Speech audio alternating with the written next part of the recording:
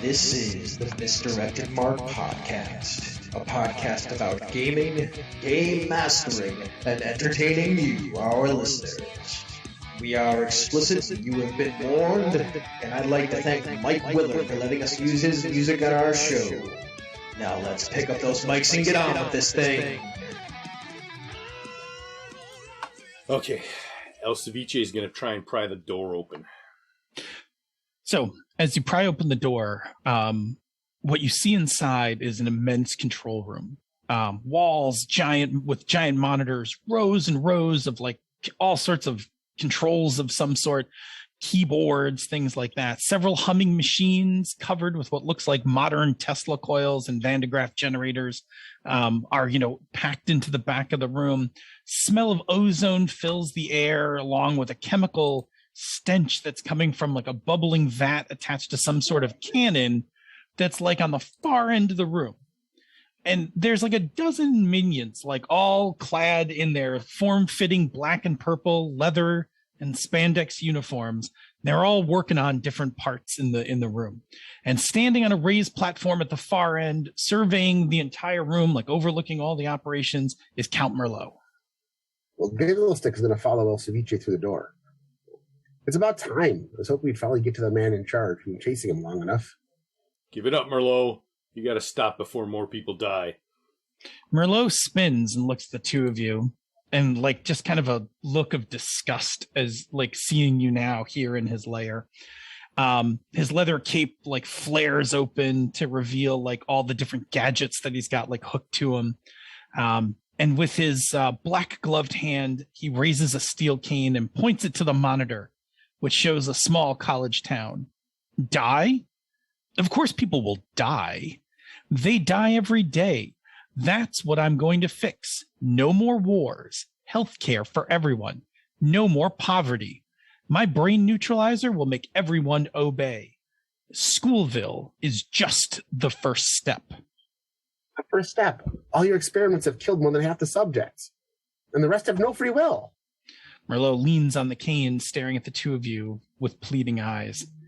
Of course, some sacrifices have to be made for the greater good, the needs of the many, all of that. Don't you see?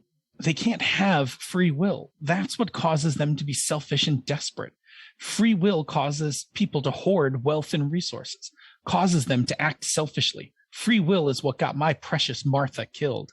She was the only one who ever loved me, and the only one I could truly love. And this society took her from me. And that can never happen to anyone else ever again. Did he just say Martha? Never mind.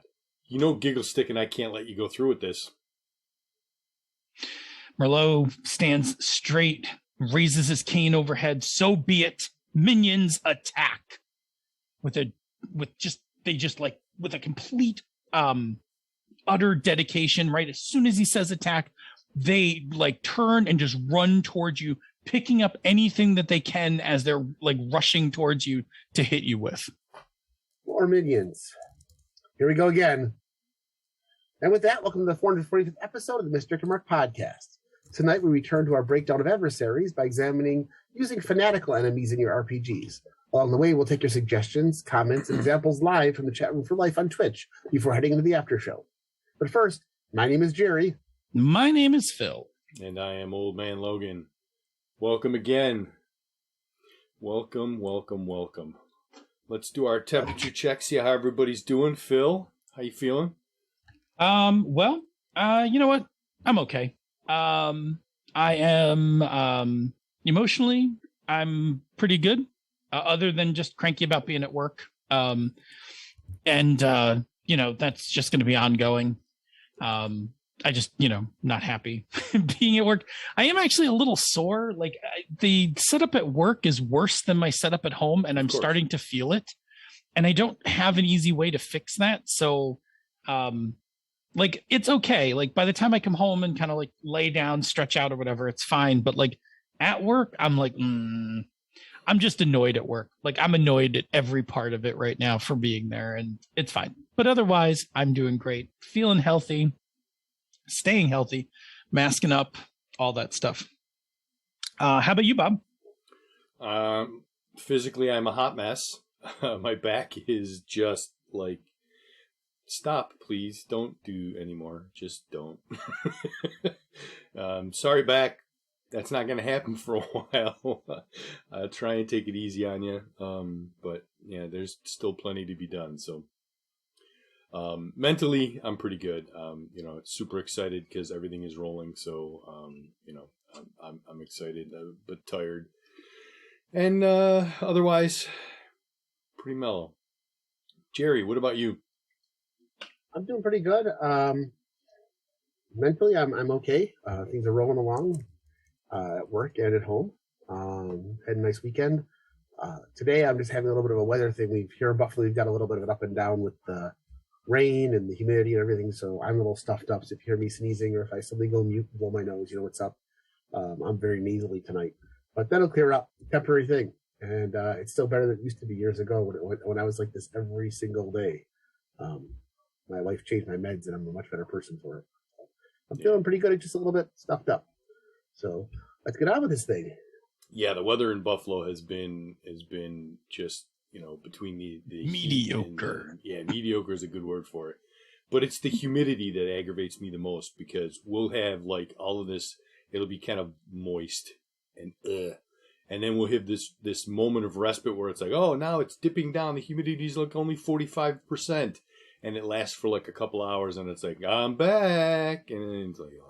Dude, I won't even open my windows. Like I haven't opened my windows in like 2 weeks. I'm just like, you know what? I got this thing sealed up and like at one constant temperature, like via AC. And I'm just like, I'm not even, I'm going to like, it'll be a couple more weeks before I crack the seal on this thing and like let fresh air back in. Until the worst of summer's over, forget it. All right. I hate this time of Buffalo summer. Fall is my favorite time. See, now we had the windows open yesterday at work, but today everybody was sealed up tight. I went out to do a couple of walks and it was like getting slapped in the face with a wet washcloth. Yep. Could be worse. They don't have, my windows can't open in my office for, my safety. Yeah, for your safety. For your safety. All right. Let's do the one thing because that's the thing we like to do when we start this thing. So how many times can I say thing in a span of like 30 seconds? So, by this time tomorrow, I will officially be a condo owner. Yay! Yay! 11 o'clock tomorrow morning, we close. Dun, dun, dun. Now, do you have to go to this one? This one I have to go to, yes. Okay. But I have been assured that it's like 20 minutes, bing, bang, boom, and I'm out. Sweet. So, like I said, the train keeps rolling.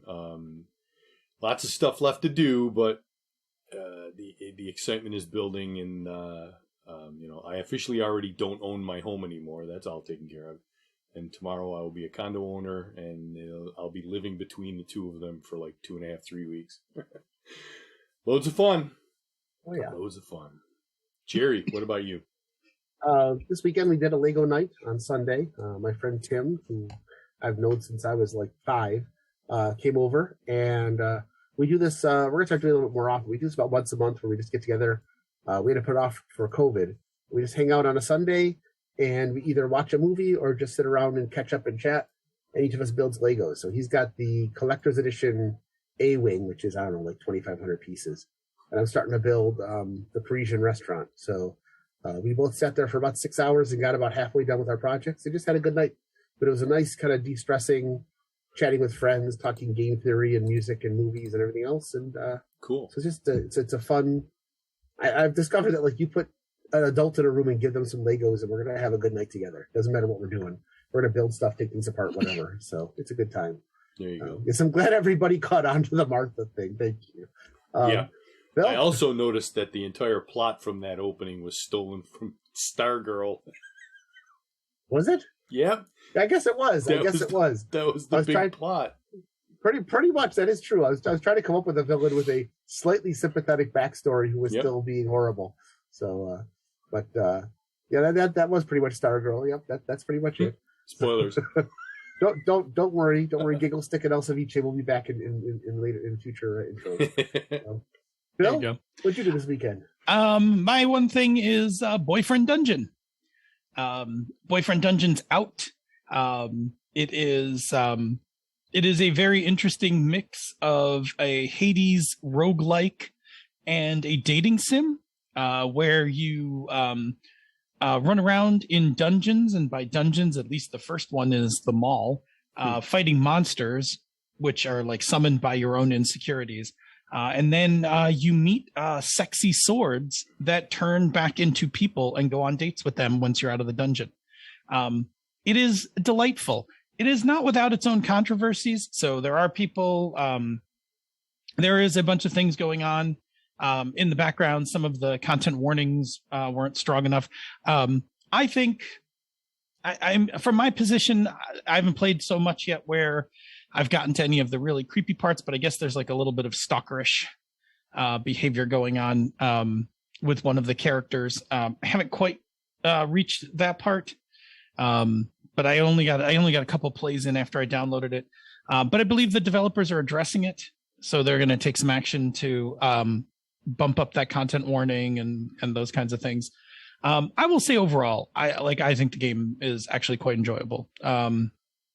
I like the mix of it quite a bit. The go fight monsters in a very Hades-like way, and then turn around and go on dates. And the dates help you improve with the weapons, and then taking them into the dungeon helps improve your relationships with them because it's like going on a date together. It's a whole thing.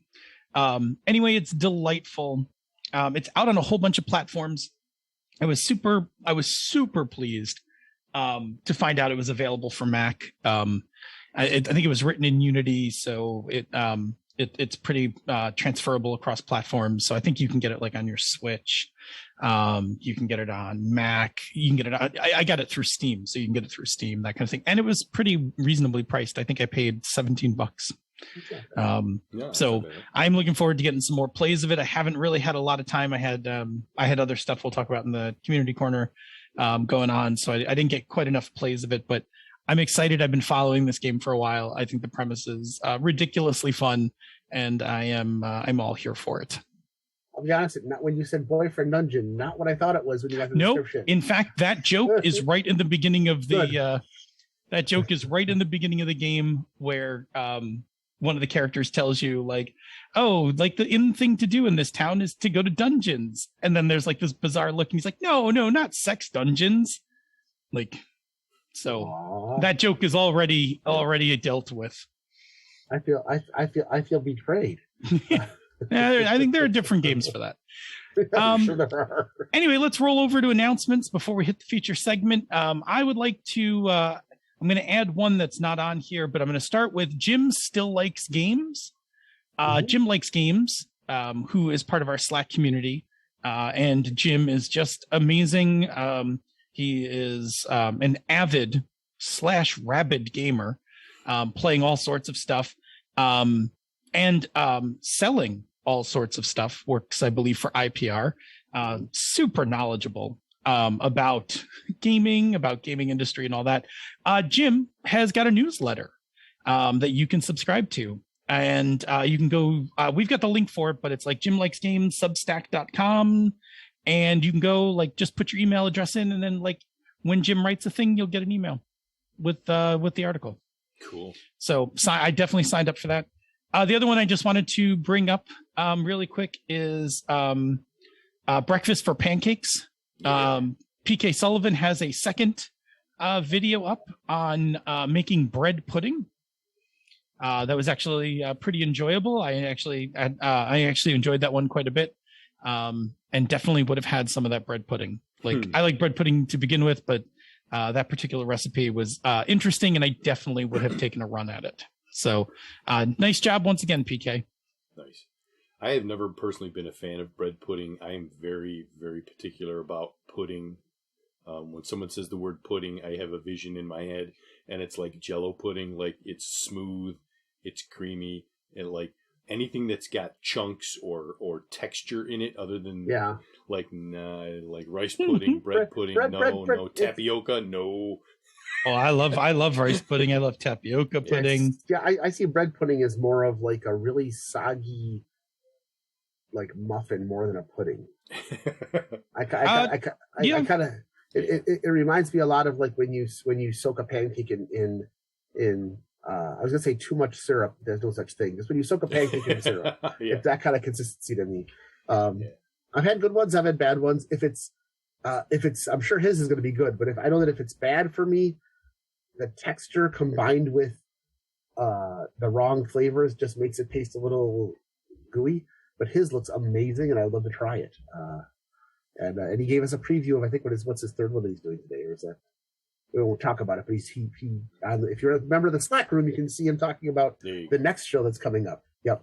So that's all I'll say without just spoiling it for him. And once again, you should go to YouTube and subscribe. Yes, you should. His stuff looks tasty as hell, though. Yes.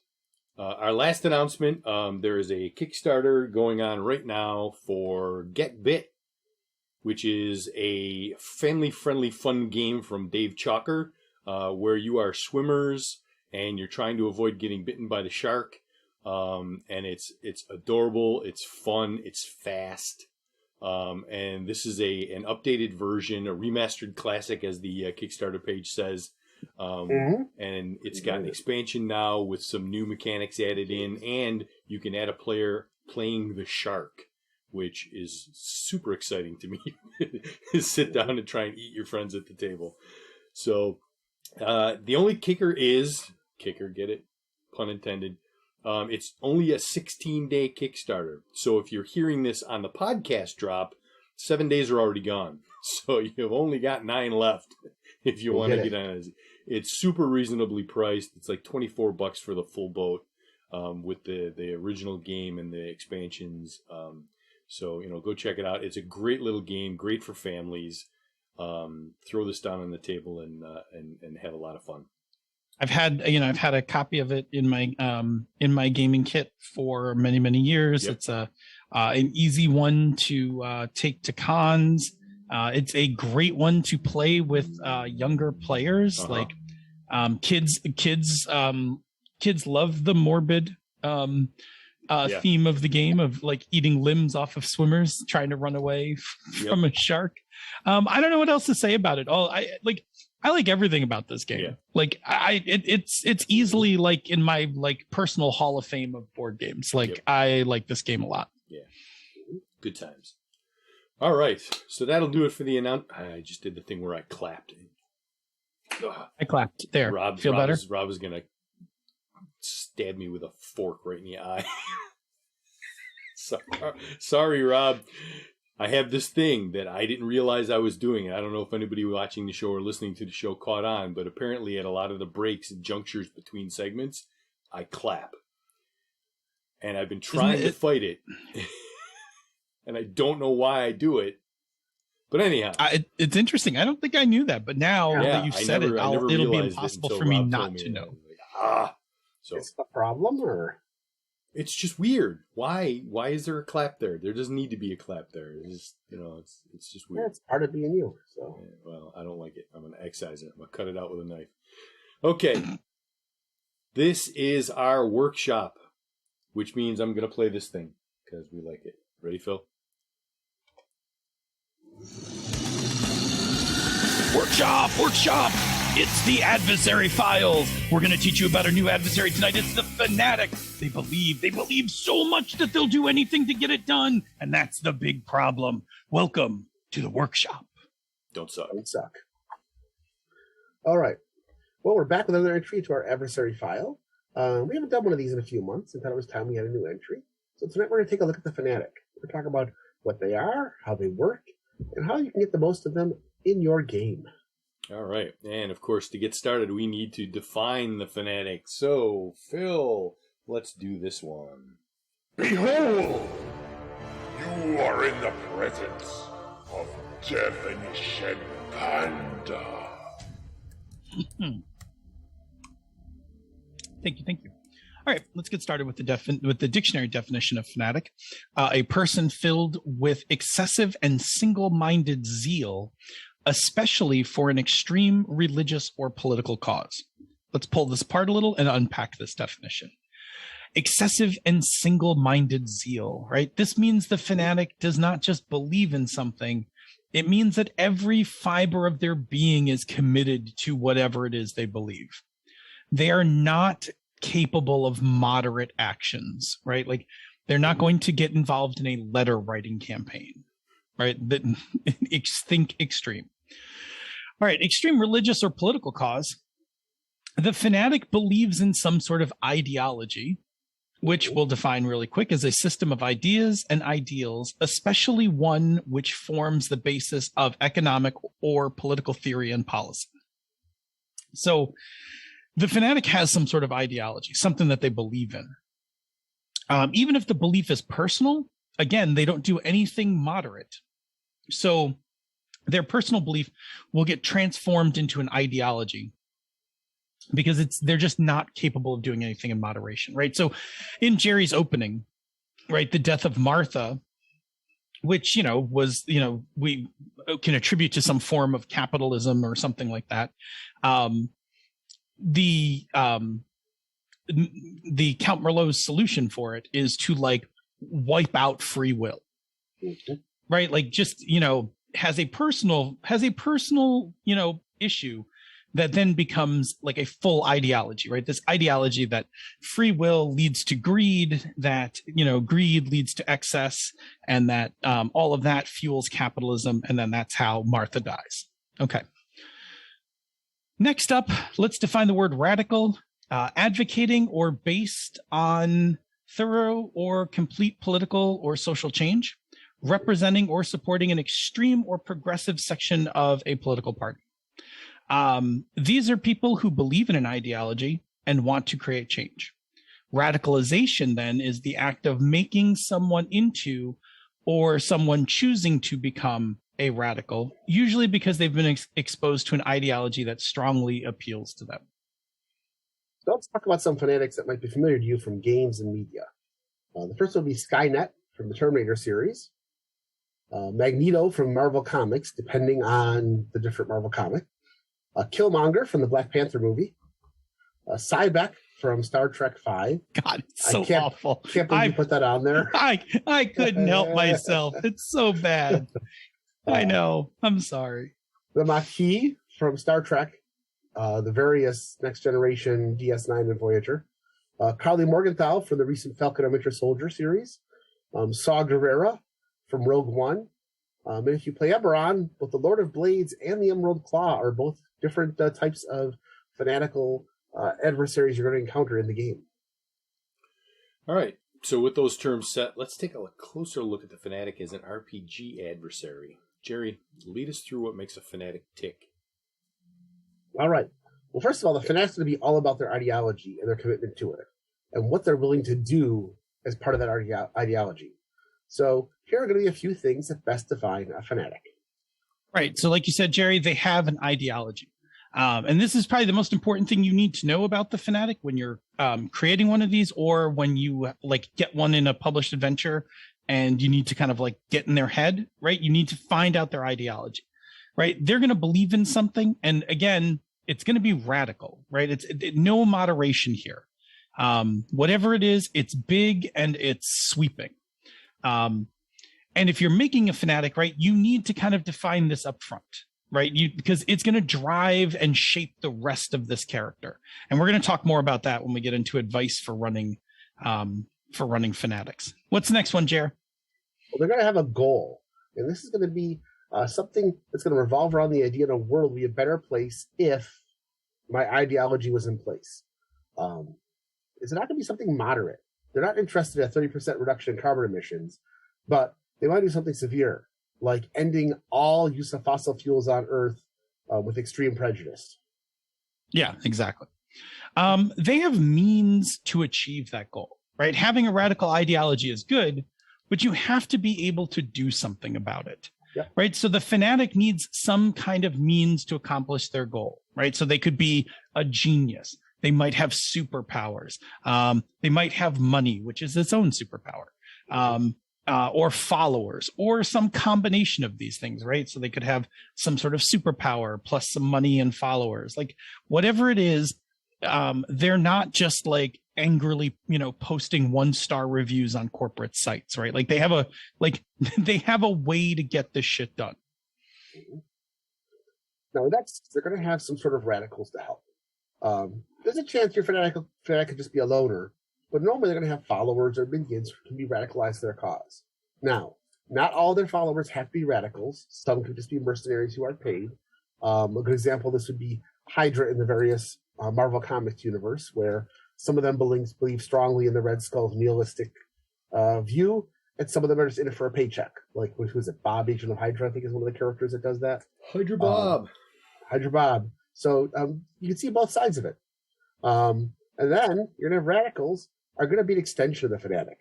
They're also the ones that are committed to the ideology and willing, in most cases, to carry out the steps to achieve the goal. So they're going to be the ones that are out there doing a lot of the dirty work for the fanatic themselves, and also thereby the one that the players are most likely to encounter early on. Yeah. Their actions, that is the Fanatics' actions, are extreme, right? As we said before, nothing about the Fanatic is moderate. So whatever their goals are, it's extreme. How they're going to achieve it is going to be through equally extreme means. Think big. Excellent. So now that we know what makes up the Fanatic, what makes the Fanatic an interesting adversary, Phil? Yeah, I think the Fanatic is both intriguing and terrifying. So on one hand, I think there's an appeal to someone who has such immense strength to their convictions. To believe in something and to take great action towards it, like that, like those are those can be somewhat romantic notions, right? Like I will move mountains, for my lost love, those kinds of things. And sometimes, like those initial goals, like when you hear what the kind of the catalyst is for the Fanatic, like it can be sympathetic. Like in Jerry's opening, while we have we tongue in cheek those openings a bit, like losing your true love, right, is like there's a bit of pang of romance that like this guy is lost his love and is going to take revenge upon what he sees as who did her wrong. So sometimes we look wistfully at those people who are idealists, right? People who are willing to die for the cause. On the other hand, the Fanatic is absolutely terrifying because I'm sorry, Jerry, tell me why they're terrifying. It's okay. Because they're terrifying because they'll do anything to achieve their goal. They're going to break any rule, break any law, basically break every moral code because their belief is stronger than anything else they see in front of them. They don't care about collateral damage. They're going to consider any unintended consequences to be minuscule compared to achieving their goal. They might blow up an office building just to take out a single board meeting. Not a problem. The thing is, we live in a society that's protected by more conventions and ethics than we do by actual physical security. So think in real life how easy it would be to break into somebody's house. However, even though that's easy to do, 90% or more people don't actually do that. I hope. So the Fanatics not going to care about conventions or ethics. They'll take all those little tricks. There's a running joke I used to hear from people all the time that gamers walk into every bank and think about how they would plan their heist to pull it off. Right. None of us actually do it, but we think about it. We see all the weaknesses there, and hopefully they're not really weaknesses. But the same thing happens in your Fanatic. They're just going to take that action.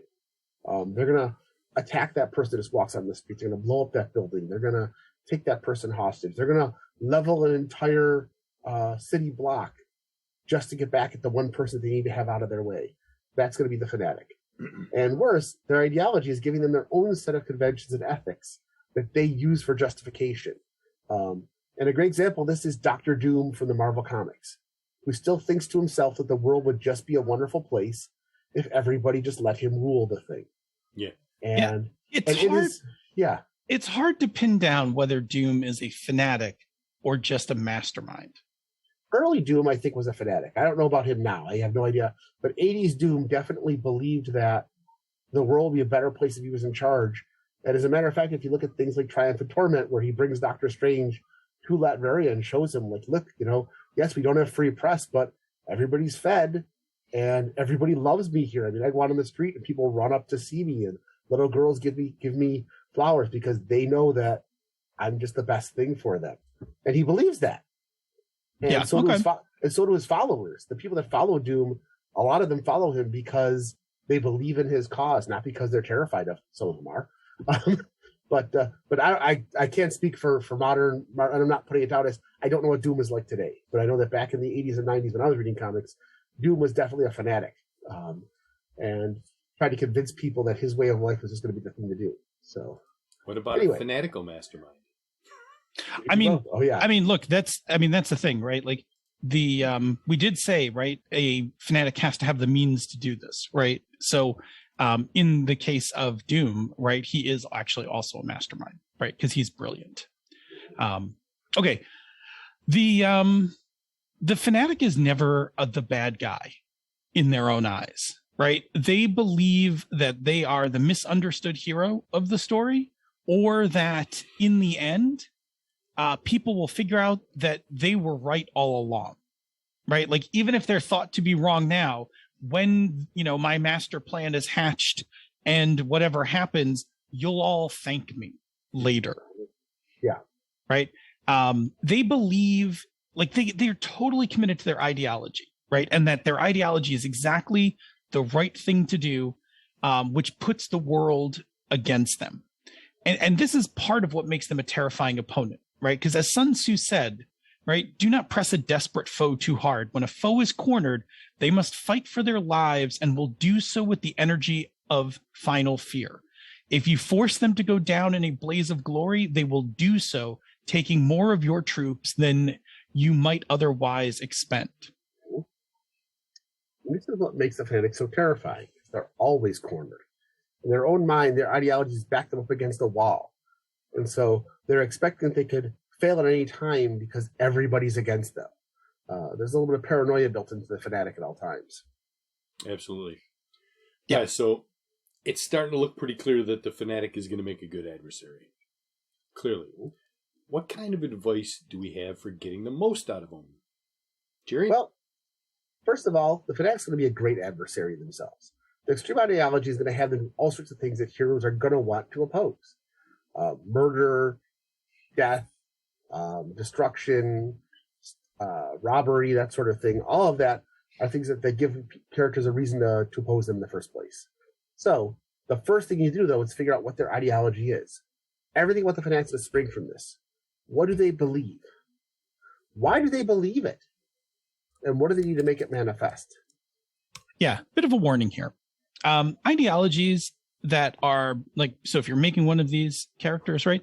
Ideologies that are based on real world religions or real world political beliefs run a very high risk of being insensitive and harmful in your game, right? So unless you are a knowledgeable scholar in these areas and know how to approach these topics with respect and care, you are better off just making up an ideology based on something completely not religion or politics in your like in the real world. Like there, we got some ideas where you could go.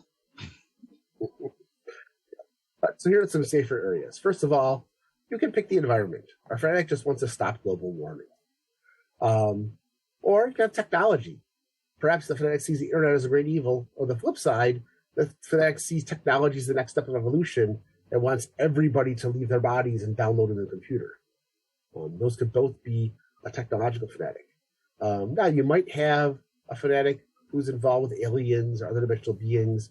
So your typical Fanatic that's pledged their devotion to Cthulhu and believes that the great old one will reward them when they come there. Unless you can have corporations. You can have a Fanatic who thinks that the fast food industry is killing people and that all corporations have to be brought down to keep people alive. I just thought of another Fanatic from Doctor Strange, the bad guy in Doctor Strange. Dormammu? Caecilius, yes. Yeah, he's absolutely a Fanatic, right? He's pledged his devotion to Dormammu. Yep. Mm-hmm. Still my one of my favorite lines in the MCU. Dormammu. Count what's his name? Baron. What's his name? The villain. Thank you, Mordo. Mordo also is a Fanatic. Yes. Yes. Mordo becomes radicalized during Doctor Strange. Yep. Yeah. Yep. He has a complete crisis of faith after he finds out about the Ancient One and just skips off. Yeah. Okay. Yep. All right, back to topic at hand. Once you understand the ideology, right? So once you've come up with your ideology, you need to think of a big goal, right? The goal is big, no measured steps.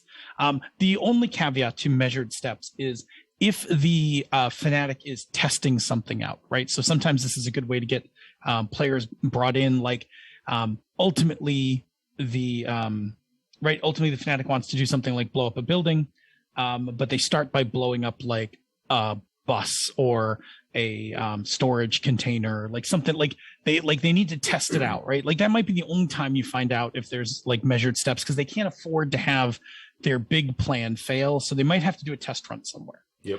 But again, no measured steps, right? Think totally black and white, right? Like no gray, no compromises, nothing. Once you have that goal in mind, think of ways that they can advance the goal, right? Like some of the ones, like the really cliche ones, have to do with things like, ultimately you want to, like, let's say our fanatic wants to stop global warming by destroying all fossil fuels, right? So, we can build up to that, right? So we can have some smaller attacks, oil platforms, the docks where tankers come in, and then maybe he like steals some stuff, right? Like components that are going to lead to his bigger goal. Maybe he's coming up with a chemical formula that changes oil into an inert substance, right? And his plan, like his ultimate goal at the end is going to be to take this substance and inject it into the substrata of the Middle East, thus rendering like all oil inert. Sorry, go ahead. I'm just saying, like this is like think big goal, right? Like big goal. One of the Batman stories that took place in the future, and I cannot remember, it was in one of the annuals I know, is the one where Superman, just after Intercrime sets off a nuke in Metropolis and kills Lois, Superman just decides that there's not going to be any more nuclear nukes available on Earth. And just goes around and destroys anybody who uses them, and goes from being a hero to being a fanatical enemy for Batman to have to fight. So isn't that also part of the plot of Superman 3 or something? 4? Could be. Where he collects all the nukes. I don't think I've actually seen Superman 4. Yeah, I don't remember. I've seen them heard all. it was best to avoid after it. 2, it kind of just drops off dramatically. Yeah. Yes.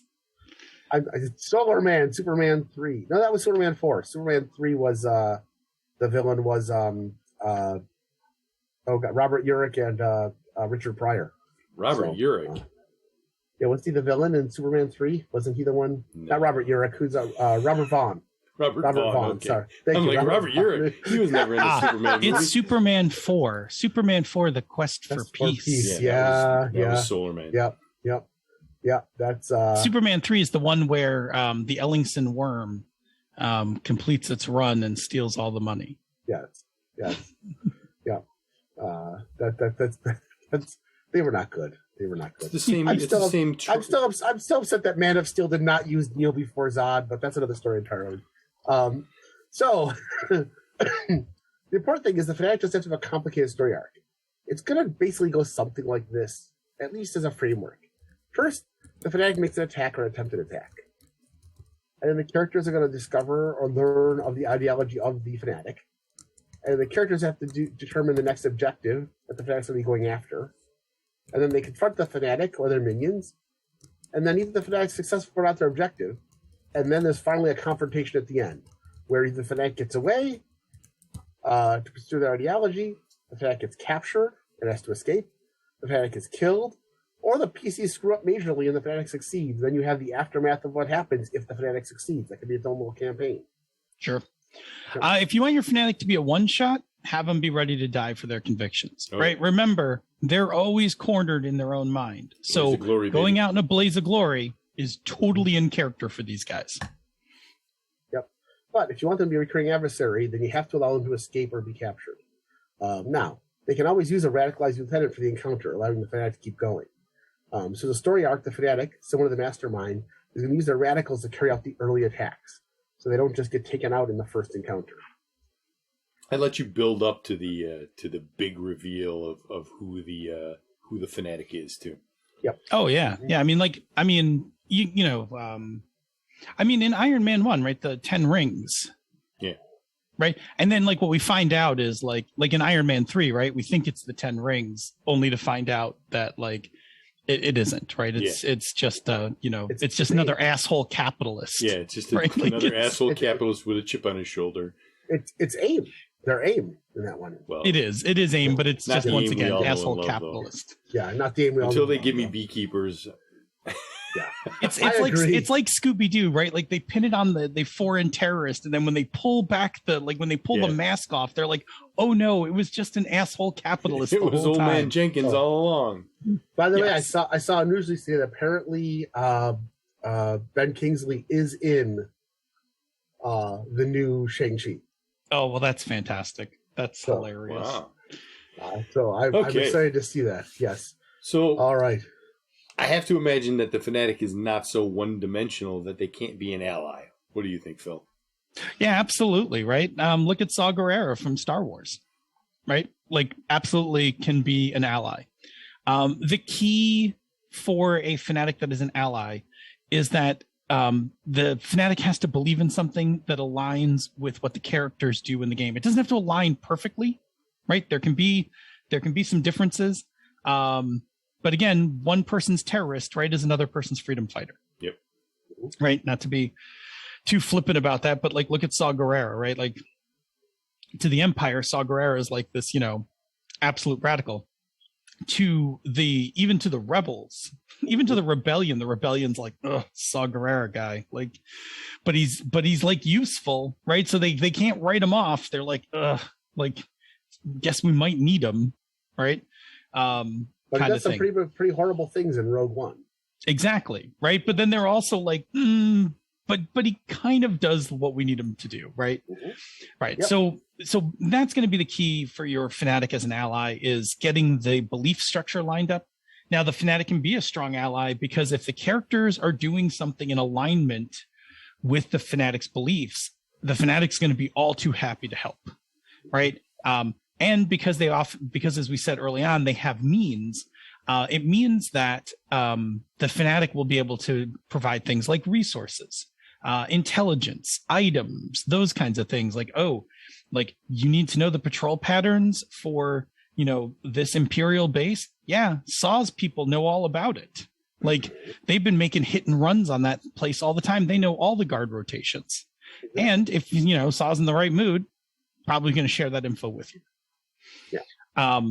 And so then, so the thing is, the Fanatic also has an agenda, and because characters are capable, and characters that move things forward in the world, you may have to trade with the Fanatic, right? So maybe you need to show up with some money or some supplies, or you may need to go do them a favor, right? I.e., side quest. Right. Like, I can give you I can give you those guard patrols, but one of my guys got captured and is about to get, taken off planet on a transport. Can you help me out? Yep. That's exactly going to be. And that could be a fun little adventure that takes off against different adversaries. Mm-hmm. Now, the place where you create some stress for the characters is when they're not as radical as Fanatic, or they're doing something that goes against the Fanatic's beliefs. Remember, Fanatics are extremists. If you do anything to fail to support them, or worse, do something to hinder them, now the support's going to dry up. And they may need to do something else to show their commitment to appease the Fanatic, or he's going to suddenly turn against them. Yeah. Again, one person's freedom fighter, another person's terrorist. Yep. All right, cool. That is our overview of the Fanatic. We are going to take a break, check in with the chat room, answer any questions they may have. But first, Bob, tell us about another show on the Misdirected Mark Network. Yeah, so we've got a show called Bonus Experience, and it's a fun little show. Ray and Monica are two old friends who explore gameplay and design through the lens of diversity while also sharing some of the dumbest humor that gaming has to offer. Bonus Experience, kids. Go check them out. All right, so I know we had a couple of mentions in the chat room with so the Joker from DC, not a Fanatic, but there's some question about Bane. Yeah, what is Bane's fanaticism? I thought he was just like a crime boss who was big on breaking Batman's back. No. In the movie, he's got like a in the movie he's got.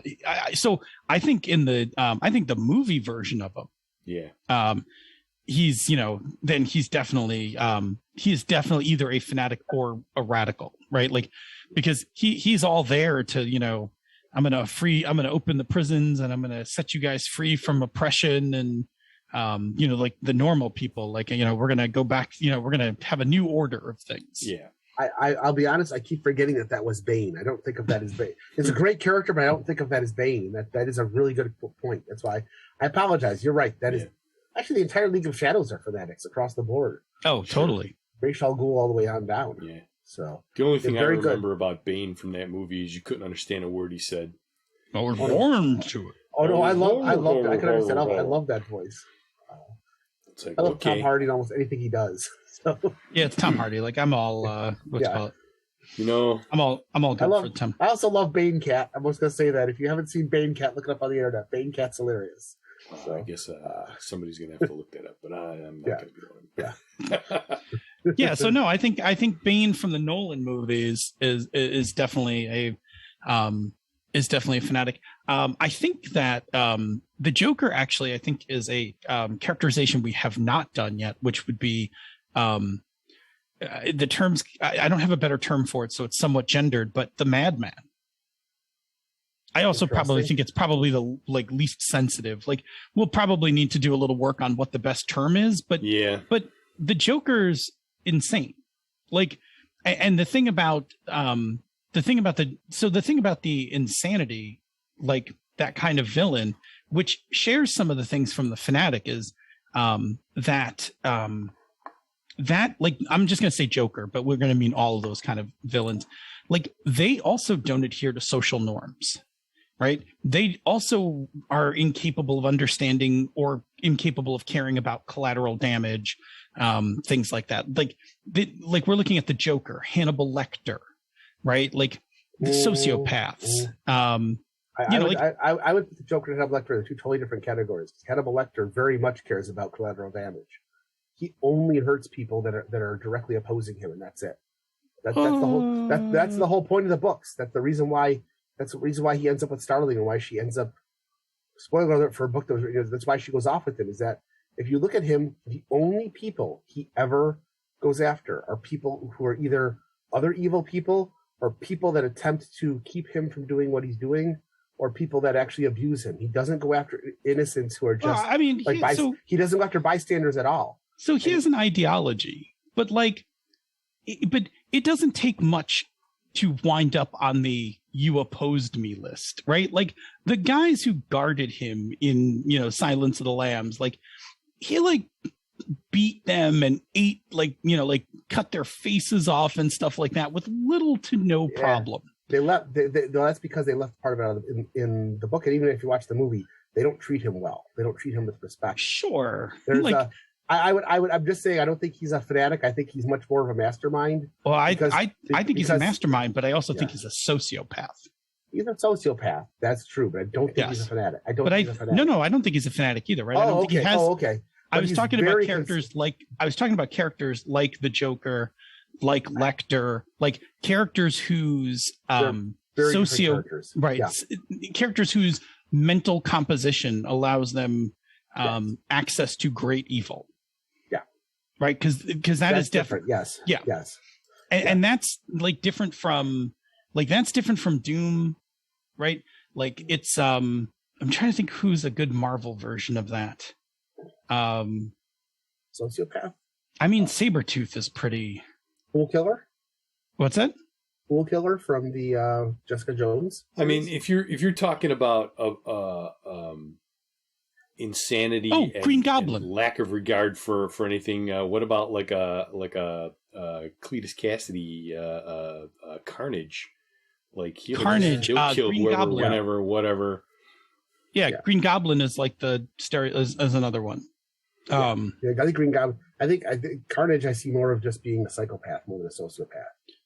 He's just I think there's lines he's all rage and death and is really doesn't, at least, again, I'm talking 80s, 90s comics, didn't really have a plan. It was just kind of go out and kill as many people as possible and try to look as rad about doing it as possible. There's a bucket. I don't have the right term for it yet. Yeah.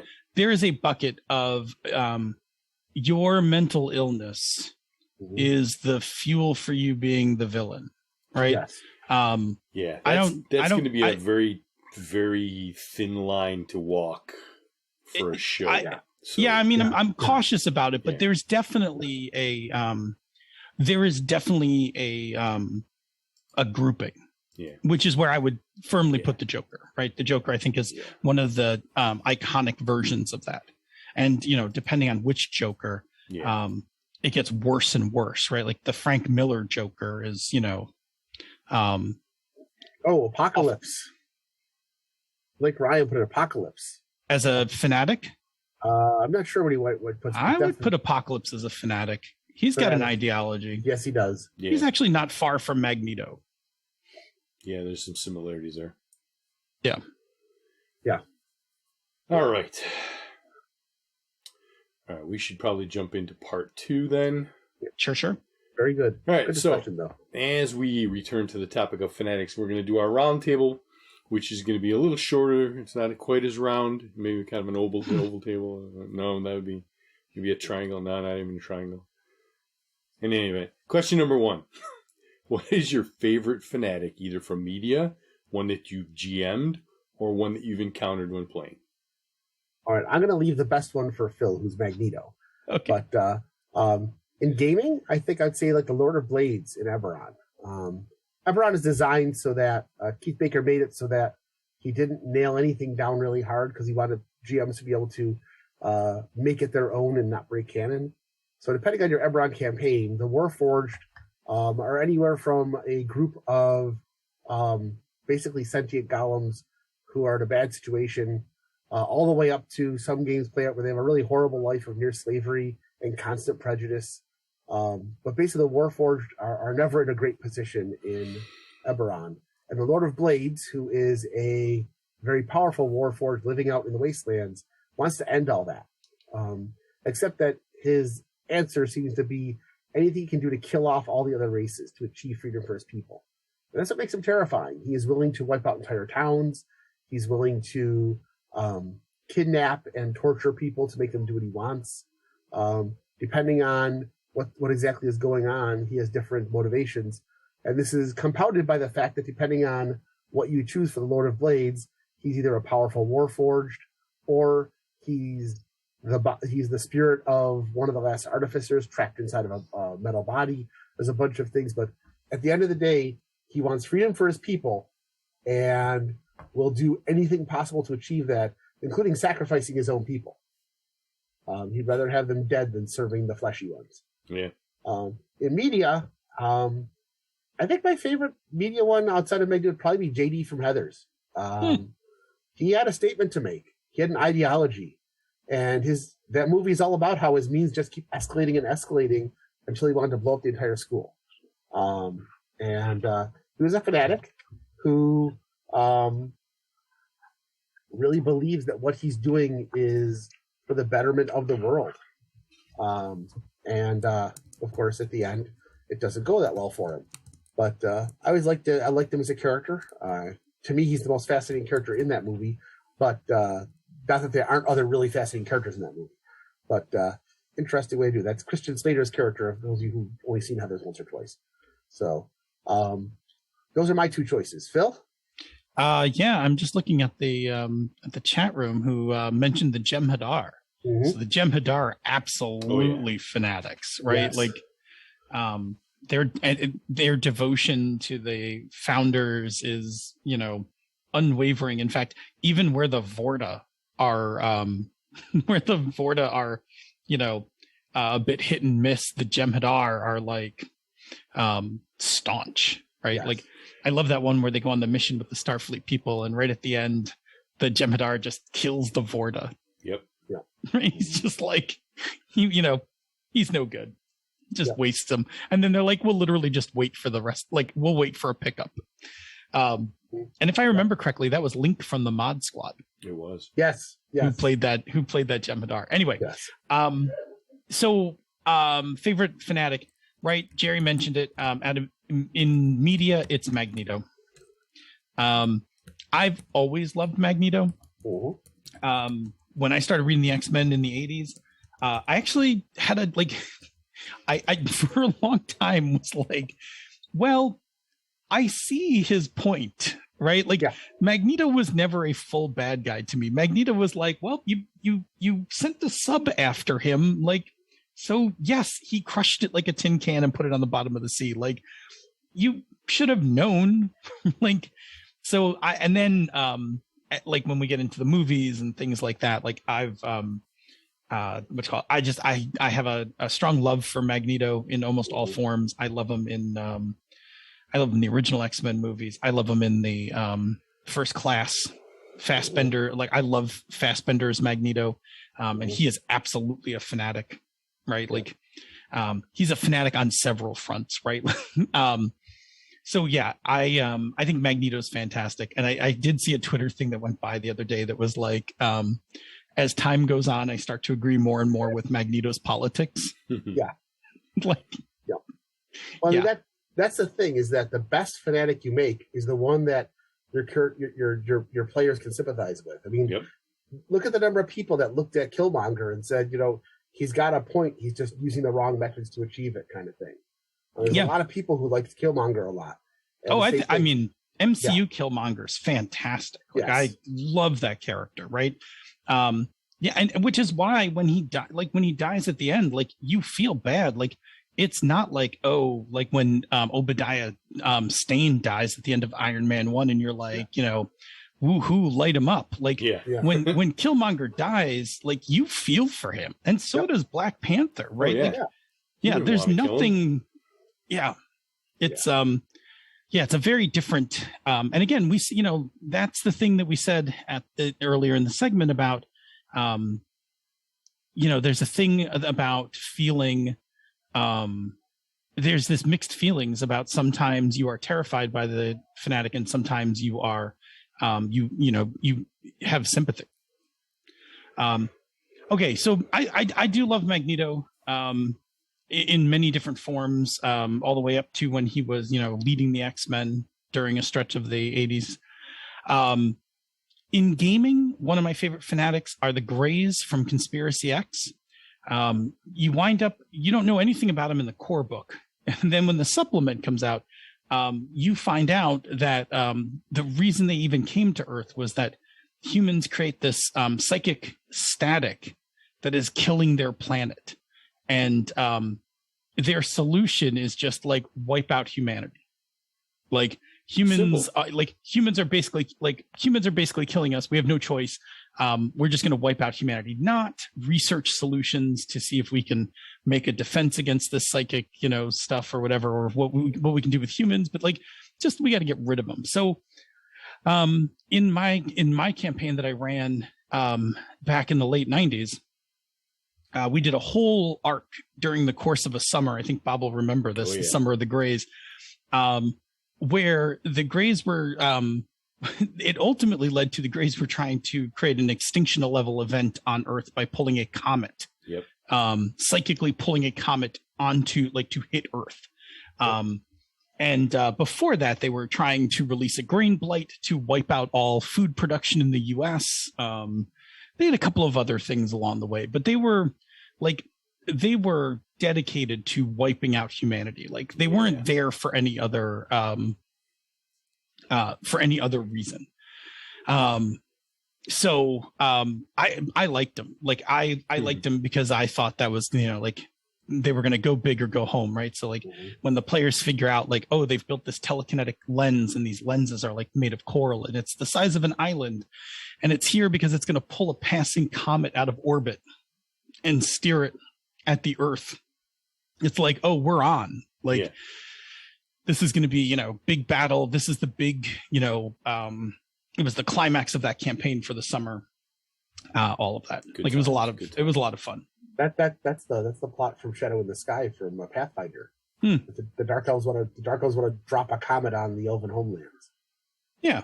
That's awesome. I always love those extinctional events. I thought of one more real quick fanatical group, which would be in if anybody here plays War Machine or Iron Kingdoms, the elves of that world are fanatical about trying to subtly kill off all spellcasters because their goddess is slowly dying because she's the goddess of magic, and every time humans cast spells, it kills her off a little bit more.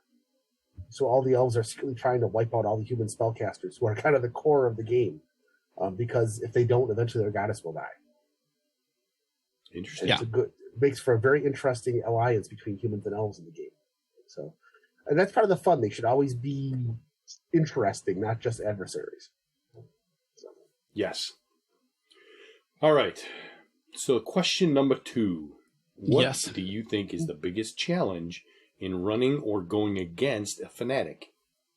Yeah, I think for me it is chasing the curve. Right. So when we talked about early in the previous segment, we talked about coming up with really big plans, right? Like big plans. If you are going to have a reoccurring fanatic, right? You're going to have this fanatic come back over and over. You wind up getting into this chasing the curve thing, right? We've talked about this before, where you keep trying to top yourself. So, I'm going to inject this stuff and, render all oil inert, right? Like that's huge. Like where do you go next if the players stop that, right? So I do think that like chasing the curve is a real challenge with these guys because you have to think like if this is going to be a reoccurring fanatic, you still need to go big, but you're going to want to leave yourself some wiggle room for your next, like for their next iteration. Mm-hmm. But if not, you're going to wind up, you wind up again and chasing the curve, right? You wind up with this problem where you either back yourself into a place where you like literally can't think of something bigger, or you get silly, right? So, or they run out of like room, they run out of ideas. So it's like, well, I guess the only way to save the earth is to kill everybody out. Right. But after that, you can just basically do that every time. Yeah. And now it gets like a bit boring because like anytime you catch this guy, it's like, well, he's definitely going to try to extinct humanity again, but how? Yeah. Yeah. So chasing the curve is a tough one for reoccurring fanatics. If they're a one-shot fanatic, oh man, shoot the moon, right? Like just like literally. Shoot the moon. Yeah, just like whatever you want. Because if they're not coming back or they're going out in a blaze of glory, like by all means, like whatever ridiculous, like whatever big pie in the sky idea you have, go for it. Because you don't have to worry about what's going to come next. Right. How about you, Jer? For me, it's keeping them in shadows long enough it doesn't have to keep getting away. I want to make sure that I get them revealed early enough that they get interested in it, but keep them far enough out of reach that the players don't have to constantly have to get him as he gets an escape route. Because my experience, at least both as a player and as a GM, is that a lot of players don't like having the bad guy escape over and over again. They want that level of achievement. Oh, totally. And if you have them constantly getting away, it gets to the point where they get frustrated. Yeah, what's the point of going after this guy if you're only going to let him get away again? Yep. So trying to keep in the shadows long enough to make that happen. And that's where sub-lieutenants and such that's, in a modern game, the easiest thing to do is kind of have him show up on like a monitor while they're dealing with the sub-lieutenant. So they know who it is, but they're already well out of reach and they have to deal with him later on. You definitely are a guy who's played a lot of Savage Worlds, right? Like I got to keep this guy out of the player's crosshairs. Yep. The Ripper's plot point campaign has a villain who always shows up well out of the player's reach, and to the point where we're just like, well, fuck it, we're not going to deal with him, because you know that whatever you get to the point where you're like, whatever we're doing, he's off doing something else, and we're going to win the battle and lose the war every time. Yes, we stopped the Louvre from burning down, but he still freed a demon from someplace else in the city. I'm like, you know what? I would have burnt the Louvre down just to stop this demon. That's more important. Yeah. And that kind of thing comes up. So when that happens over and over again, there he is again, and he casts some spell that we can't stop. It gets away. You're like, There he is again. Yeah, don't worry about it. He's gonna get away anyway. We're not even gonna bother. And we came close to that a couple times. It's like, oh, there he is. We're not gonna chase him. We're not gonna catch him anyway. So we're not gonna waste our time and resources on it. When that happens, that becomes repetitive. So you want to make sure that you keep them out of their reach early on. And we talked about this before with what to do with recurring villains, and making sure that they're either not showing up too often or whatever. But putting it that way makes a difference. So that's my biggest challenge. That's my challenge. Yep, that's my biggest challenge. Cool. As a player and as a GM. So. All right. So question 3. What is your secret sauce when it comes to Fanatics? I don't know if this will come as a shock to anybody, but I like really elaborate plots, right? That I don't want my Fanatic is not going to my Fanatic's not going to reveal the ultimate goal of their plan. There's going to be a series of attacks or incidents that don't look like they make sense, right? Like a chemical plant gets hit and something gets stolen. The plans to some sort of mining rig or whatever gets stolen. Like it's going to be a little of this, a little of that, a little of this, until you kind of like stitch it together and realize like, this guy's going to make all oil inert. Yep. Like he's drilling a giant hole in the Middle East to make all oil inert. Mm-hmm.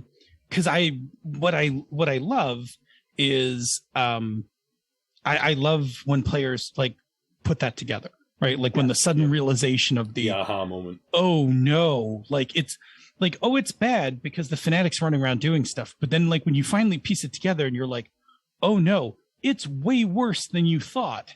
I like that, right? I like the, so that's for me, like I like to really kind of work at what's the big goal? What are a series of like weirdly related things that will get to the big goal? Like, I think it's a fact of when I was a kid, I watched those G.I. Joe miniseries, the cartoon miniseries. I don't know if you guys remember those. They were like week-long miniseries, and like they had like little things that like all rolled up into one big thing at the end. No, you guys don't remember? The only one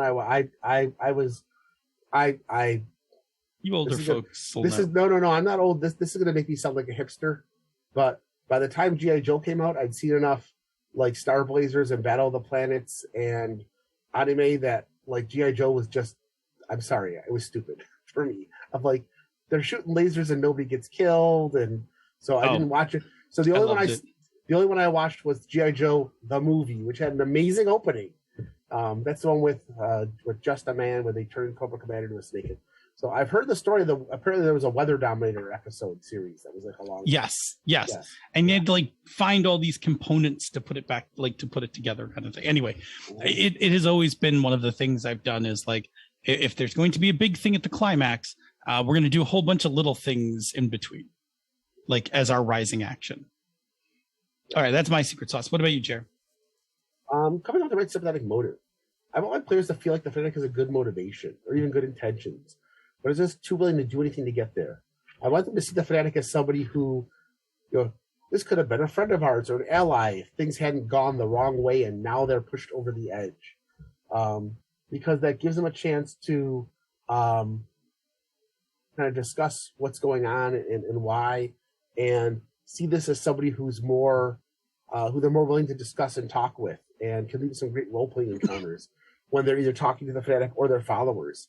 And oftentimes with those secrets come out that, they just thought that the villain was just being villainous, and they found out, no, they're trying to, it's the Mr. Freeze thing. Mr. Freeze is really trying to just, find a way to save his frozen wife.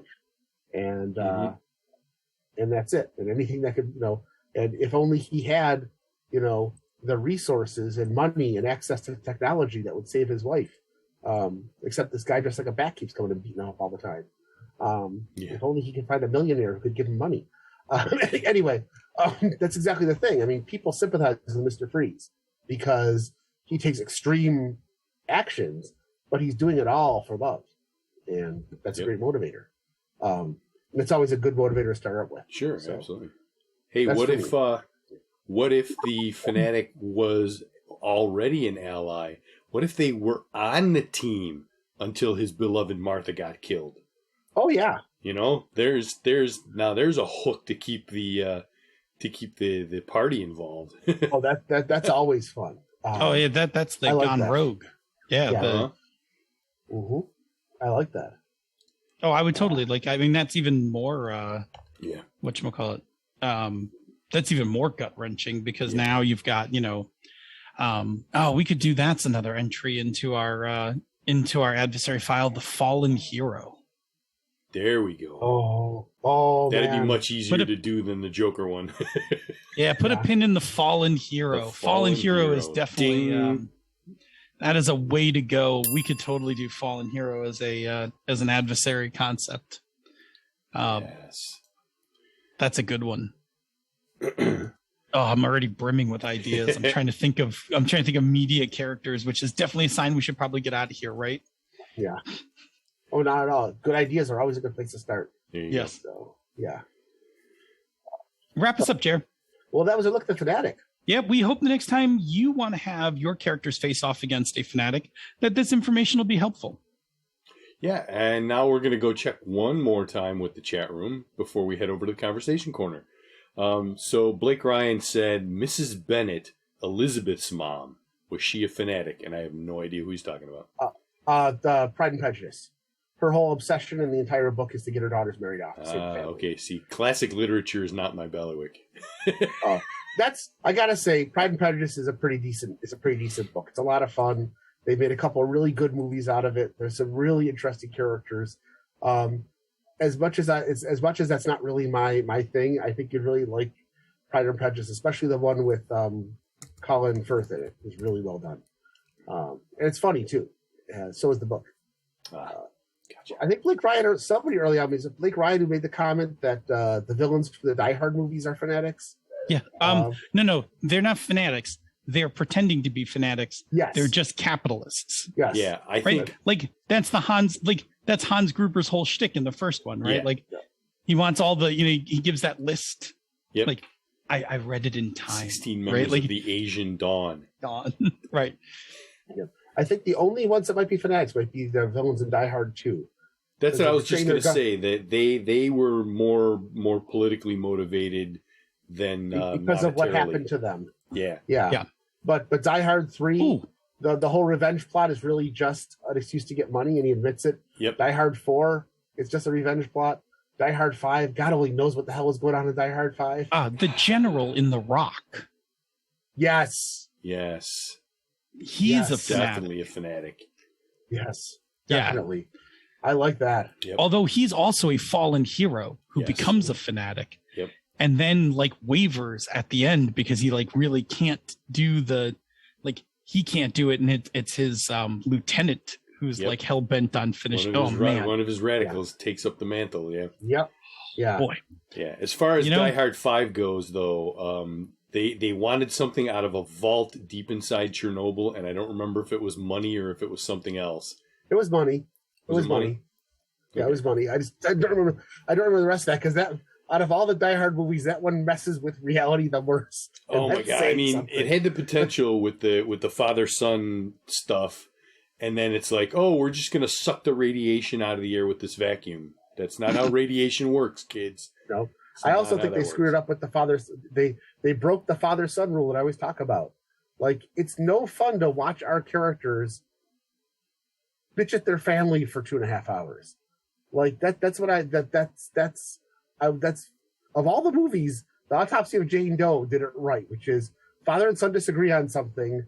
They're like, yeah, you know what? We disagree on this, but strange shit is happening. So we're just going to drop that shit and be a family, because that's what really happens. With a lot of families, even if you and your dad disagree about your career choice, when, terrorists are trying to kill you, you stop bitching at each other and kill the terrorists. And that movie was all just, let's watch John McClane fight with him. It's the Indiana Jones thing over and over again. I hate that. I hate it. Oh, I love the two Dr. Joneses. I did too, but that's how to do it right. The the moment when they both realize that they've slept with what's her name is just... Blake Ryan is supposed. No, that's doing it right. Yeah.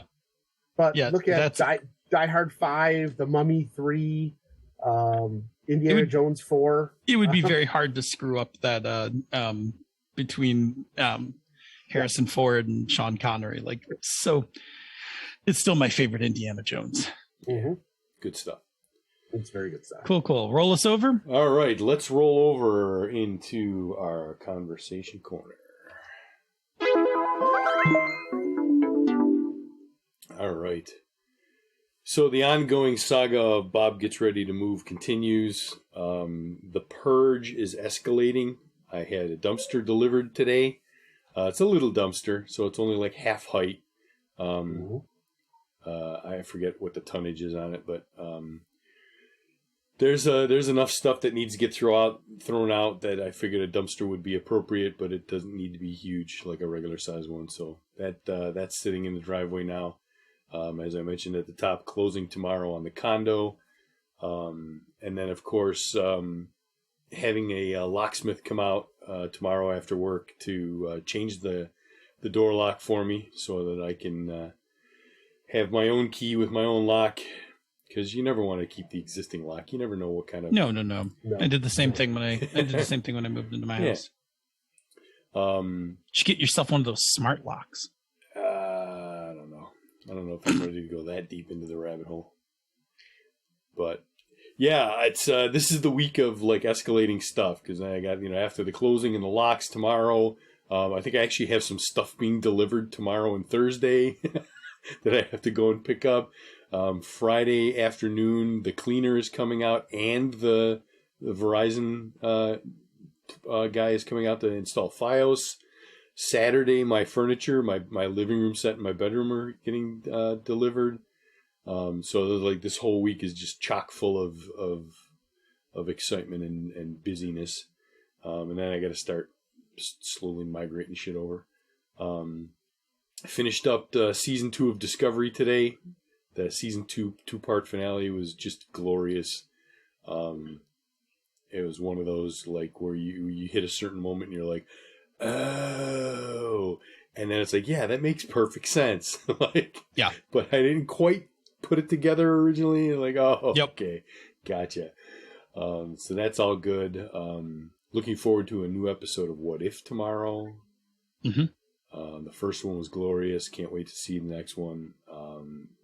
That show is gonna, I think, hit all the right notes for me. I'm also dying for an actual release of Prodigy. Star Trek Prodigy. When is that? Fall 2021. All right. That's all we get so far. It's fall 2021. I'll wait. It's fine. Yeah. So, I mean, it can't be too far off because fall doesn't last forever. It's September, October, November. So we'll see. I'm hoping end of September, maybe, but, who knows? And we had an iHunt game on Sunday. Yeah, we did. Another good opportunity to sit down face to face with Vaxxed friends to play at a table. We had dinner first. We chit chatted. It was just like old times for the most part. It was nice. Had a good time. It was a fun session. And now starting to prep for NBA Night's Black Agents this weekend. Looking forward to that. I got an interesting concept for my character. Looking forward to see what everybody else comes up with and getting into some weird shit. Because Night's Black Agents is going to throw some weird shit at us. Yep. Yeah, looking forward to it. Trying to think if there's anything else super interesting going on, and probably not because everything like my bandwidth is being taken up by house stuff. So, what do you got, Jerry? Well, I was just kind of sitting around puttering this weekend. First of all, just playing more Valheim, which we'll talk about in a second. And YouTube Premium has a bunch of movies for free, and so I just started grabbing stuff at random. So I watched Men in Tights again, which is oh boy, just a goofy movie. Just fun. Get ready. Yeah, it's not great, but it's not great. I mean, it's better than the Kevin Costner Robin Hood movie, and it's more of a Robin Hood movie than Russell Crowe Robin Hood movie. It's not great, but it's funny, and I like Mel Brooks movies. You have to take them with a grain of salt. I understand that there's some pretty offensive stuff in there that I really wish they wouldn't take it out, but it's fun. And then I watched The Ice Road, which is the Liam Neeson Ice Road trucker movie, which, if you like Liam Neeson movies, it is a very much by-the-book action movie. It kind of hits all the tropes. There's no big surprises in it, but it's kind of fun and has some neat things in it. If you like watching Liam Neeson be a tough guy, and this time you want to see him be a tough guy driver in the snow, it's cool. This Friday, Glenn started running Vaesen for us, which is another Free League game. It's the first time I've played a Free League game as a campaign. I've played a couple of games on and off of Tales from the Loop. This uses a similar system. This is basically Victorian monster hunters, where you're all also kind of have the ability to see things. The setting reminds me a lot of a Victorian version of the Troll Hunter movie. That basically there are these things out there, and part of it is, in Vaesen, you're not really trying to kill the monsters, you're just trying to stop them. And so it's less about shoot the monster in the face, and it's more like, okay, this is the ghost of a dead child that's terrorizing the household, so we have to find the body, bury it, consecrate it, and then help take revenge on the person that killed them in the first place. And that's what's going to stop the ghost, not just shooting the ghost in the face. And so it's going to lead to some really good stuff, and everybody has a secret, which we as players have discussed, but our characters don't know, and the secrets are pretty amazing. So we're going to have a lot of drama and role playing, and probably some messy romances and everything else involved. So it's going to be a good game. That Sounds pretty Free League to me. Yep. The Troll Hunter movie was way better than it should have been. Yes, and I'll tell you, the trailer makes it look campy. It's not campy. It is one of the movies that genuinely set up a scary mood during the movie, especially the cave scene. It's one of the few tense, quote-unquote found footage type films. Like the film, the Troll Hunter itself isn't found footage, but like the premise is that these people are going around and they're filming shit. They're documentary filmmakers, and they, like it's more believable than the Blair Witch. Yeah. I love the Blair Witch. Don't speak ill. I love it too, but I hate that one. Sorry. The fucking end of that movie is like my favorite thing. It was like that's the only part of the movie I like. Is the rest of that movie, I was so angry with those people. I'm like, I was freaked out, and I was like, look, it follows every. I don't want to get into it, but it follows every trope of a good horror movie, right? Like it's people making bad decision upon bad decision, right? And then like doubling down on that, and then it just ends with like a punch in the face. I was like so thrilled with it. Like I loved it. Plus, I loved the idea of pretending like it was real. Like that shit meant like I liked all the hype leading up to it. Same reason I like the writing in Houses of the Blooded, where when you first start reading it, you're like, wait, is this a thing? Like, is this a real thing? Like that is one of my favorite things about that game is John Wick wrote that so believable that you feel like that this whole culture exists. I love you're like, book. wait, this is like, I went back and reread it. I'm like, wait, this doesn't sound right. Like, I've never heard of this before. Yeah. like somewhere some gamer would have said something about this. So what is? I'm not familiar with that. What is House of the Blooded? Oh, it's this very interesting little like anti D&D game where you play nobles, but it takes place in this, what is it, like pre-Atlantis or in between Atlantis? I forget where. Like you're made to believe that like they were some ancient civilization. Yeah. But it's just the way it's the Ven, right? I think that's the name of the Ven, and they're fabulous. Through all the things that we've discovered through archaeological means and research and stuff, like their culture was like this, and they were very into color, and like if you wore red, it was for this reason, and it was colors are very you wanted to kill specific someone. in the game. Like there's this whole like just brilliantly written. Okay. In the Ven language, the difference between the word love and the word vengeance is one inflection. Yeah. Like I've heard somebody talk about that recently. Sorry to say my cat's it's a very interesting game, and it was Wick designed it specifically to be like kind of an anti D&D. It was like a fantasy game where you played nobles, and it was about political maneuvering, and less like you didn't really like you didn't go dungeon crawling, and you did like you had like a little tiny fiefdom that you built up. You talked about this on Pandas. That's where I've heard this. You talked about this on Yes. Pandas a couple weeks ago. Yes. Yeah. Okay. And there's a little mini game inside it about resource management during the seasons. Like I always wanted to just peel that out and make a mini game, a board game of all of that. Oh, you totally could just play it as a, but it also had a sister game, Blood and Honor, which was John Wick's samurai version. Yep. Like samurai game based on the Houses of the Blooded Rule, which I also really liked. Because that was actually a pretty that was actually a pretty interesting game. That was a good one. Right, anyway, where were we? We were on Vaesen. So the last two, first of all, Lower Decks premiered this week, and probably my second favorite Trek of all times. I love that. I love the fact that if you take the humor out of Lower Decks, it is still really good Trek. Yeah, like the stories are good, the logic behind them. As much as it pokes fun at all of the tropes of Star Trek, it also obeys all of them, and that's the fun of it. Yep. And lastly, we had the Bad Batch finale this week. Oh man. Very good, very tense. Man, I love the fact that because of the time period and the characters, anybody is expendable in this show. You don't know who's going to survive from episode to episode. Yep. And they've had some characters die in this series that I did not expect to die. And they've had some characters survive that I thought for sure were dead mid-episode. And they kept it interesting. They've done a really good job of doing it. As I've said before, they've really done a good job of making the whatever she is, 10, 12-year-old, whatever the character is, not super annoying. Like she's a kid. She acts like a kid. She makes bad kid decisions, but she's not the annoying kid. She's not Anakin. She's not that kind of thing.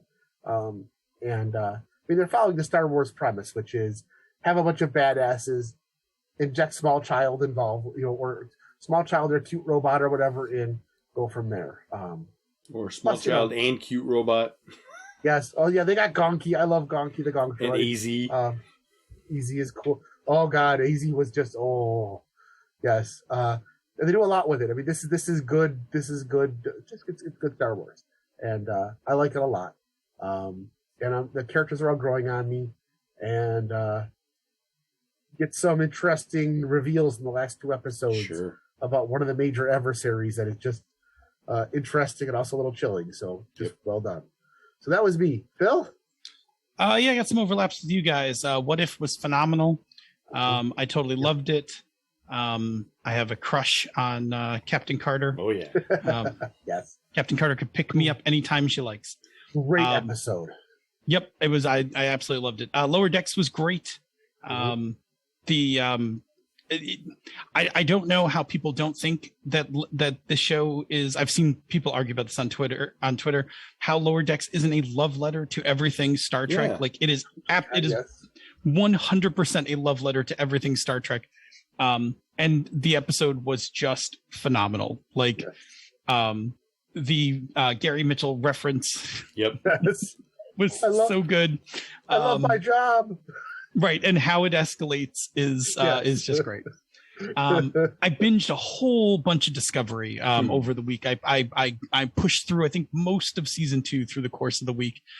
I really like Discovery a lot. First of all, once again, Star Trek fanboys who are like, Discovery's too woke, like it's too political. Like, I don't know where you are. Like, I'm not sure what Star Trek you're watching. It's clearly none of the Star Treks that have ever been made. Exactly. But in any case, what I like about Discovery is that where TNG, DS9, and Voyager are made with TV money, Disco was made with streaming money.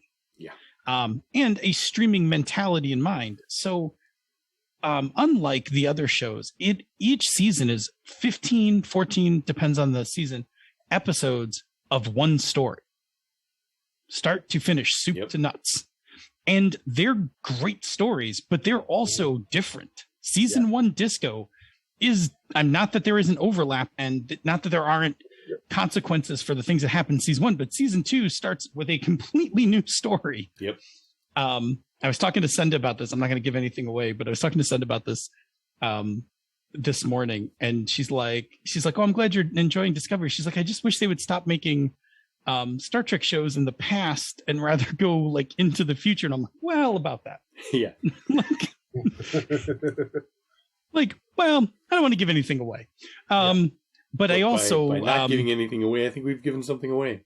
Right. Yeah. But also season 2 is the launch vehicle for Strange New Worlds. Yes. Which Daddy Pike. like first of all, Captain Pike, my heart. But also Spock and Number 1 and the bridge of that ship. Yep. It's phenomenal. Yep. And I'm excited as hell when that takes off. And talk about love letters. When they have scenes on the Enterprise, like classic bridge noises, the dings I know. and the whoops and the door whooshes and all of that stuff, it just like throws me back to the 60s. Oh yeah, So when I get to the Enterprise, it's going to remind me more of the old show. I know it's still Discovery, but don't worry. When we get to Strange New Worlds, I think it'll remind you very much of that. Yeah. But it's okay. Like, it's really okay. Yeah. Like it's just you gotta love them for what they are, right? Like this is Star Trek told in the streaming age. Yes. And well, like complicated characters, and I love that. I love complicated characters. The characters are there. I don't think there's a dud in any of the characters. Tons of great relationship drama of varying types of relationships, friendships and romances and power dynamics and I'm with you, Blake, Ryan. The Kelvin trilogy, I enjoyed the hell out of it. I like the Kelvin trilogy problems, for what it is until the last movie, right? I'll be honest. Up to episode 8, I still think that Discovery fits more in with the Kelvin verse than it does the TOS right now. I haven't seen anything that makes me think. When I see Discovery, I think because the sleek ships, the funky Klingons, the redesign of all the stuff, the fact that all the ships are spiky like the Romulans, and all the constant lens flares, don't make it a bad series, but definitely reminds me more of the Kelvin verse than nothing that I've seen so far reminds me of the original series yet. Well, again, I understand it's going to change. But. Again, we're talking about series that were made like 30 years apart. Yeah. Right. Like movie making, graphic design, starship design. I mean, like all of that, like all the stuff that's happening in Disco is in vogue for today. Right. The reason it doesn't, Disco looks to Voyager, or Voyager looks to Disco the way the old series looked to Voyager. Like they're like you can compare across them, but they are absolutely products of current cinematography. It's definitely Trek. I'm just saying it reminds me more like the way they shoot the scenes, the way they're directed, and especially the lens flares. Are really like there are lens flares and obscure details on the ship that remind me of. That's why I said it just right now it reminds me of the Kelvin verse more than because it's closer to the Kelvin movies than it is to any other Star Trek. Of course. No, I understand. So like, I mean, that's the thing. Like they're contemporaries. Like TNG looks like Voyager because they're contemporaries. This Disco looks like the Kelvin universe for the same reasons. And I'll be honest, when I first saw both the Kelvin movies and Disco, I resisted a little because I was like, well, it doesn't look like insert whatever. And now I'm like, I don't give a fuck, because if I had the means, the money, and the technology to make a bridge now, I sure as shit wouldn't make the TOS Enterprise bridge. I would make you what Roddenberry would have loved to have made. Roddenberry would have been all over this, And I will say, Jerry, to the best of my recollection from season 1 of Discovery, the only Starfleet ships that you get to see in season 1 of Discovery are the Discovery and and maybe one other ship. Which doesn't. The Shenzhou. The Shenzhou, and the Shenzhou looks a lot like some of the other not standard configuration class ships. more like a Miranda type or whatever. Yep. But Yeah. that looks like a Star Trek ship. Discovery is an experimental prototype. Oh, and I understand that. So obviously they make it look whatever. No, but yeah. when you get to the season finale of season 1, and spoiler alert, the Enterprise, because we've already mentioned it. Yeah. But when the Enterprise comes on screen, you're going to go, oh, that's a Constitution class vessel. Yes. Yeah. I talk about things like even on on Voyager and on all of the ships that we saw in TOS, like the transporter room still looked like your TOS transporter room with the 6 or 7 little dots arranged in a circle kind of thing. And on Discovery, it's a line against the wall. They actually make a reference to that, right? So the Shenzhou has what is it? Standard configuration. No, they make a reference that the Shenzhou has the linear ones, and that Disco upgraded them. Vice versa. They used to be linear, and now they're in the process of going through all the ships and reconfiguring them to the vertical style. Like I said, I haven't gotten to that. It's not like, oh my God, it's bad. I'm just saying when I look at this show, nothing about this show yet screams TOS or TNG, and everything about this show screams Kelvinverse to me. Yeah, and again, what I will say to that is, I would think less of Voyager as individual episodes, and not Voyager. I would think less of Disco as individual episodes as a story, as stories, and think of it as a 15-hour movie. Yeah. That's what I'm saying. It's the directorial choices, the camera angles, the way things. Just said, it's that design, and I know we're getting past that eventually. But that's how I look at it. We're not getting. I don't think we get past that. Like I was told we're getting real Klingon ships eventually. I mean, the show moves in the direction it's supposed to time wise, but like I mean, the D7. You will see the D7 battle cruiser at some point in season 2 without giving it. That's what I mean. It looks no less. It looks no less like season 1 in cinematography and stuff. Like I know that I'm like and I'm not saying it's a bad thing. I'm just saying it does a different look. Yeah. Oh, it's totally a different look, right? And it's it's hard to compare it to a 30-year-old, like, what is it, 20 or 30-year-old TV series. This is basically like, what if the original Star Trek was made on today's budget? This is what we would have had it look like. Yeah. And that's what Strange New Worlds will be, right? Yeah. Strange New Worlds, when it launches, will be very much, what if you could make Star Trek with real money and technology? And I'll tell you, and you will love it. The thing that everybody else seemed to really not like about it, that I was ready to not like, was the spore drive. And I'm like, no, they did a good job explaining that. I'm happy with the spore drive. Great. I was fine. It sounds weird when people try to explain it to you, and then when you watch, like, once you get through enough episodes, you're like, this thing's cool. And also, I see why we're never going to have this. Like, and actually, by the end of season 2, you find out a whole bunch of reasons why, like, none of this, like I'm still like mushroom spores in space, really, like the mycelial network. Anyway, let me go on. I just bought into it. I'm like, it's there. That's it. We're good. We bogged down in the discovery thing, but whatever. It's a good discussion. We played iHunt, which was excellent. I love the hell out of this game. It's messy and it's complicated, and it has real world stuff as well as just, monsters and stuff. Yep. Tony's character is having some problems.